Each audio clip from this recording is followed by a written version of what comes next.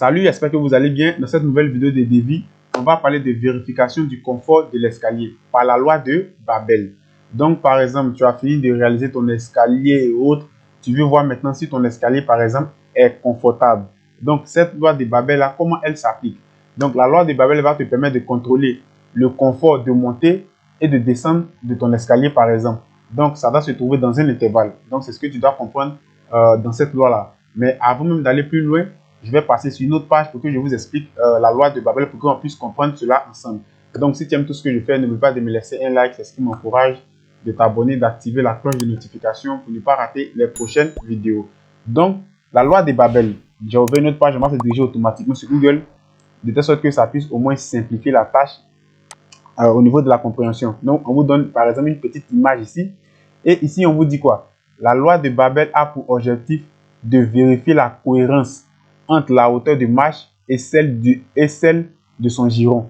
Donc, voilà ce que la définition de la loi de Babel. Je vais me répéter, même si je dois me répéter pour qu'on puisse comprendre, je vais encore me répéter, c'est pas grave.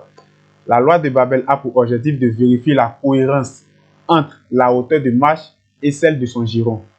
Juste devant, on dit, pour les bâtiments d'habitation, la hauteur idéale serait de 17 cm. Pour un giron, entre 26 et 30 cm. Donc, c'est ces deux éléments-là qu'on doit vérifier au niveau de la hauteur de marche et son giron. Donc, maintenant, je vais me diriger au niveau de l'exercice. Voilà, donc vous allez voir. On dit vérification du confort de l'escalier, loi de Babel. Donc, numéro 1, avant même d'appliquer la loi de Babel, cela signifie que tu as déjà calculé, tu as déjà la hauteur de marche de tes escaliers. Tu as déjà aussi ton giron, c'est-à-dire que tu as déjà calculé ton giron. Donc, pour celui, par exemple, qui vient de tomber sur cette vidéo, qu'ils prennent la peine de regarder la playlist. Dans ma playlist où j'ai mis devis, vous allez voir qu'il y a une vidéo où j'ai parlé d'escalier. Donc, c'est une suite. Donc, c'est la suite que je suis en train de poursuivre. Voilà, donc, je vais revenir d'abord pour des petits rappels. Donc, juste en bas, on dit, une fois toutes vos mesures obtenues, il vous faut contrôler le confort de monter et de descendre de votre escalier. Donc, l'élément, c'est-à-dire la phrase qu'ils ont soulignée juste en noir ici, est un rapport avec la loi de Babel. Donc, c'est ces éléments-là que tu dois contrôler. On dit quoi? Le confort de monter et de descendre. Donc, de votre escalier. On va descendre juste en bas. On dit, en vérifiant la cohérence entre la hauteur de marche et son giron. Pour cela, il suffit d'appliquer la loi de Babel. Donc, numéro 1, voilà la formule de la loi de Babel. On dit 60 inférieur, ils ont ouvert une parenthèse 2 fois la hauteur de marche plus un giron inférieur à 64. Voilà. Donc, ça, c'est la formule qui va te permettre de vérifier. C'est-à-dire, c'est la formule qui est en relation avec la loi de Babel qui va te permettre de vérifier si le confort de ta montée et de ta descente au niveau de ton escalier respecte les normes. Voilà. Donc, d'abord, on va faire un petit rappel. On va aller juste vers le haut. D'abord, pour réaliser cela, vous voyez ici, on dit un giron. Donc, cela signifie que tu dois calculer le giron au départ. On a déjà calculé ça dans une autre vidéo.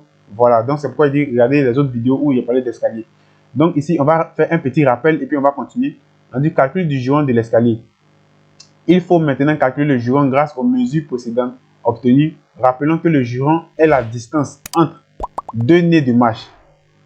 Pour obtenir sa mesure, il suffit de diviser la longueur de volet, entre parenthèses reculement, par le nombre de marches. Voilà, par le nombre de marchés. Voilà. Donc ici, dans l'exercice, on avait déjà parlé de tous ces éléments-là en haut.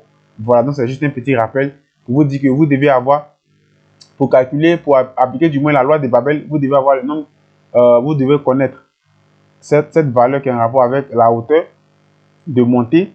Vous devez connaître tous ces éléments-là. Et aussi, vous devez connaître aussi son giron.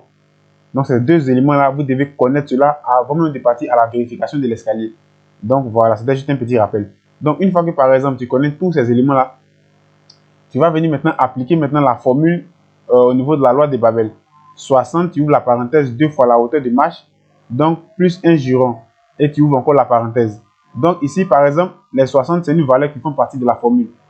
Quand on ouvre la parenthèse, c'est-à-dire inférieur, après on ouvre la parenthèse 2, c'est une valeur qui est là, multipliée par la hauteur de marche. Donc la hauteur de marche, tu dois la calculer. Voilà, j'ai déjà réalisé ça dans la première vidéo. Tu dois la calculer. Et en plus de ça, il ferme la parenthèse plus un giron. Donc la hauteur de marche ici, dans la vidéo passée, on a calculé, je vous ai expliqué, la hauteur de marche, on a obtenu 17,33. Voilà, donc c'est cette valeur-là que tu vas venir prendre pour ajouter ici, plus un giron inférieur à 64. Donc, automatiquement, lorsqu'on descend, vous voyez que ici, ils ont mis vérifier donc le confort de notre escalier. Donc, les 60 qui sont juste ici, c'est les 60 qui se trouvent juste là, inférieurs. Ils ont ouvert la parenthèse des deux, c'est une valeur qui font partie de la formule, multipliée par la hauteur de marche. Donc, la hauteur de marche, voilà la hauteur qu'on avait calculée au départ dans la première vidéo où j'avais parlé d'escalier, dans la playlist de devis qu'on avait trouvé. On ferme la parenthèse, plus 26. Plus 26, c'est quoi? C'est la valeur du giron. Donc, au niveau de la valeur du giron, on avait obtenu au départ dans la première vidéo, on avait obtenu 26. Donc, c'est ces 26 cm là qu'on va ajouter ici au niveau de la valeur du giron inférieure à 64. Donc, lorsque on va faire maintenant 2 fois 17,33, on va trouver 34,66. Et les 34,66, on va faire plus 26. Donc, automatiquement, lorsqu'on fait 34,66 plus 26, on obtient 60,66. Maintenant, les 60,66 que vous allez par exemple obtenir ici doit être maintenant dans l'intervalle 60-64. Vous comprenez? Donc, vous voyez que ici on a 60 inférieur, on a 60,66 comme on a, que par exemple on a trouvé lorsqu'on a calculé ici, et on a 64. Donc, ta valeur que tu vas trouver ici, quel que soit le type d'escalier que tu vas calculer, lorsque tu vas vouloir vérifier par exemple la loi de Babel, ça c'est la formule de la loi de Babel, c'est la formule qui se trouve juste en haut. Ta valeur que tu dois trouver ici doit se trouver entre l'intervalle qui se trouve juste là, entre les 60 et les 64. Donc, une fois que ta valeur dépasse tes 64, c'est-à-dire on va passer à 70, à 100, faites très attention. Donc, cela signifie automatiquement que le confort de montée et de descente de ton escalier peut avoir un problème. Donc, la loi de Babel va te permettre de pouvoir vérifier cela. Donc, c'est pourquoi on applique cette loi-là lorsqu'on finit de calculer le giron pour vérifier ces deux éléments-là. Donc, une fois que tu es dedans, cela signifie que tu respectes. Une fois que tu n'es pas dedans, cela signifie que tu ne respectes pas et tu dois te poser, par exemple, des questions pour voir si, par exemple, tu n'as pas fait une erreur à quelque part dans tes calculs depuis le début, c'est-à-dire depuis le début juste ici. Donc, lorsque je vais descendre maintenant, qu'est-ce qu'on dit juste vers le bas, par exemple, je vais descendre. Je vais m'arrêter, par exemple, juste ici. Qu'est-ce qu'on dit ici? On dit, en appliquant la loi de Babel, nous obtenons donc une valeur de pas de 60,66 cm. Notre escalier est confortable à monter et à descendre. Donc, c'est pour vérifier ces deux éléments-là qu'on utilise la loi de Babel, juste pour vérifier la montée et la descente de ton escalier. C'est pour ces deux éléments seulement que tu utilises la loi de Babel. Donc, en résumé, pour finir avec la vidéo, voilà la formule que tu dois connaître au niveau de la loi de Babel. Tu dois savoir, la loi de Babel s'applique à quoi? C'est pourquoi je suis venu sur Google et j'ai tapé pour que vous puissiez mieux comprendre.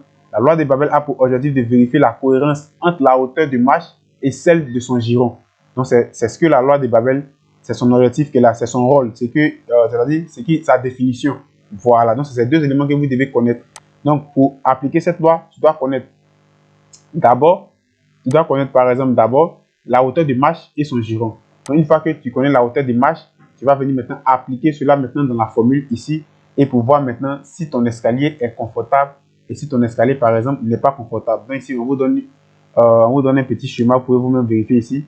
Voilà. Donc c'est ce que j'ai voulu vous expliquer dans cette vidéo. Donc la formation au niveau du rendu intérieur est disponible. Vous allez voir tous ces éléments en description pour recevoir tous mes conseils, pour recevoir mes exercices que je suis en train de préparer pour vous envoyer ça dans la boîte mail. Vous allez avoir tous ces éléments là en description où j'ai mis SOPDF. Vous pouvez cliquer, vous inscrire de telle sorte que lorsque tout sera prêt, je vais vous envoyer tous ces éléments là par mail. Et aussi la formation au niveau de l'humain aussi est terminée, juste pour mettre sur le site et passer aussi à la formation de MS Projet. Donc je vais vous dire à la prochaine pour une autre vidéo. Que Dieu vous bénisse. Ciao.